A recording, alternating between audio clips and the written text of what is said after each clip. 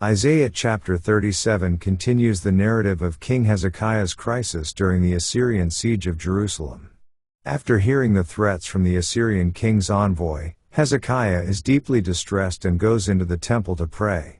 He seeks God's guidance through the prophet Isaiah, sending a message to him, asking for prayer and intervention. Hezekiah acknowledges that the Assyrians have defeated many nations and their gods, but he implores God to deliver Judah for his own name's sake. Hezekiah expresses his faith that God alone can save Jerusalem from the Assyrians.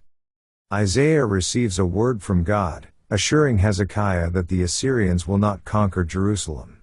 God tells Isaiah to inform the king that he will defend the city, and the Assyrian army will return to their homeland in disgrace.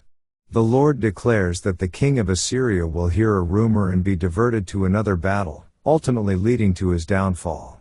Isaiah's message reinforces God's control over the nations and assures Hezekiah that the siege will not succeed, no matter the military strength of the Assyrians.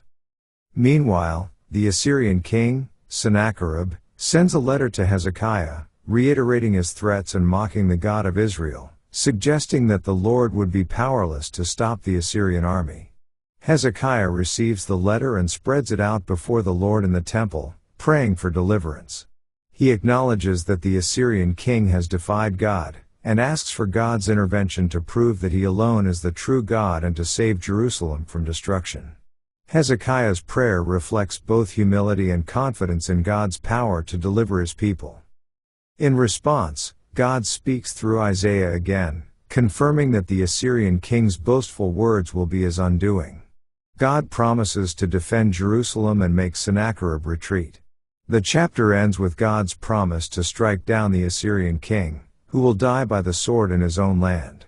That night, God sends an angel to strike down 185,000 Assyrian soldiers, causing Sennacherib to withdraw in defeat. The miraculous deliverance of Jerusalem shows God's sovereignty and faithfulness to his people, delivering them without the need for military intervention. This event strengthens the faith of Judah and demonstrates that God is their true protector. Let's now read Isaiah chapter 37. And it came to pass, when King Hezekiah heard it, that he rent his clothes, and covered himself with sackcloth, and went into the house of the Lord. And he sent Eliakim, who was over the household, and Shebna the scribe, and the elders of the priests covered with sackcloth, unto Isaiah the prophet the son of Amoz. And they said unto him, Thus saith Hezekiah, This day is a day of trouble, and of rebuke, and of blasphemy, for the children are come to the birth, and there is not strength to bring forth. It may be the Lord thy God will hear the words of Rabshakeh, whom the king of Assyria his master hath sent to reproach the living God, and will reprove the words which the Lord thy God hath heard. Wherefore lift up thy prayer for the remnant that is left. So the servants of King Hezekiah came to Isaiah. And Isaiah said unto them, Thus shall ye say unto your master, Thus saith the Lord, Be not afraid of the words that thou hast heard, wherewith the servants of the king of Assyria have blasphemed me. Behold, I will send a blast upon him, and he shall hear a rumor, and return to his own land, and I will cause him to fall by the sword in his own land. So Rabshakeh returned, and found the king of Assyria warring against Libnah, for he had heard that he was departed from Lachish. And he heard say concerning Tirhakah king of Ethiopia, He is come forth to make war with thee. And when he heard it, he sent messengers to Hezekiah, saying, Thus shall ye speak to Hezekiah king of Judah, saying, Let not thy God, in whom thou trustest, deceive thee, saying, Jerusalem shall not be given into the hand of the king of Assyria. Behold, thou hast heard what the kings of Assyria have done to all lands by destroying them utterly, and shalt thou be delivered?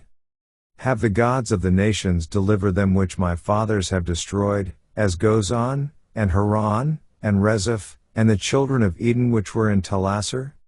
Where is the king of Hamath, and the king of Arphad, and the king of the city of Sepharvaim, Hena, and Iva? And Hezekiah received the letter from the hand of the messengers, and read it, and Hezekiah went up unto the house of the Lord, and spread it before the Lord. And Hezekiah prayed unto the Lord, saying, O Lord of hosts, God of Israel, that dwellest between the cherubims, thou art the God, even thou alone, of all the kingdoms of the earth, thou hast made heaven and earth. Incline thine ear, O Lord, and hear, open thine eyes, O Lord, and see, and hear all the words of Sennacherib, which hath sent to reproach the living God. Of a truth, Lord, the kings of Assyria have laid waste all the nations, and their countries, and have cast their gods into the fire, for they were no gods, but the work of men's hands, wood and stone, therefore they have destroyed them. Now therefore, O Lord our God, save us from his hand, that all the kingdoms of the earth may know that thou art the Lord, even thou only.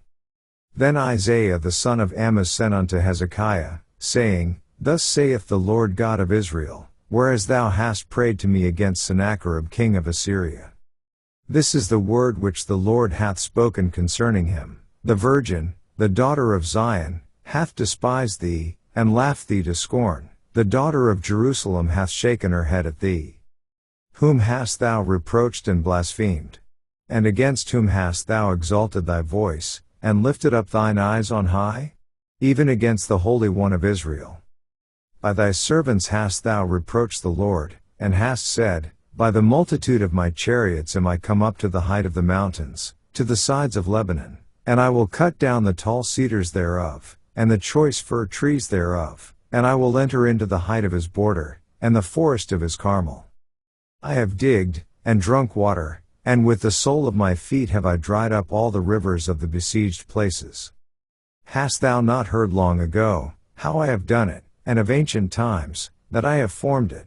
Now have I brought it to pass, that thou shouldest be to lay waste defenced cities into ruinous heaps. Therefore their inhabitants were of small power, they were dismayed and confounded, they were as the grass of the field, and as the green herb, as the grass on the housetops, and as corn blasted before it be grown up. But I know thy abode, and thy going out, and thy coming in, and thy rage against me. Because thy rage against me, and thy tumult, is come up into mine ears, therefore will I put my hook in thy nose, and my bridle in thy lips, and I will turn thee back by the way by which thou camest. And this shall be a sign unto thee, ye shall eat this year such as groweth of itself, and the second year that which springeth of the same, and in the third year sow ye, and reap, and plant vineyards, and eat the fruit thereof. And the remnant that is escaped of the house of Judah shall again take root downward, and bear fruit upward. For out of Jerusalem shall go forth a remnant, and they that escape out of Mount Zion, the zeal of the Lord of hosts shall do this. Therefore thus saith the Lord concerning the king of Assyria, he shall not come into this city, nor shoot an arrow there, nor come before it with shields, nor cast a bank against it. By the way that he came, by the same shall he return, and shall not come into this city, saith the Lord. For I will defend this city to save it for mine own sake, and for my servant David's sake. Then the angel of the Lord went forth, and smote in the camp of the Assyrians 185,000, and when they arose early in the morning, behold, they were all dead corpses. So Sennacherib king of Assyria departed, and went and returned, and dwelt at Nineveh. And it came to pass, as he was worshipping in the house of Nisroch his god, that Adramelech and Sharezer his sons smote him with the sword, and they escaped into the land of Armenia, and Esarhaddon his son reigned in his stead. This ends our reading of Isaiah chapter 37.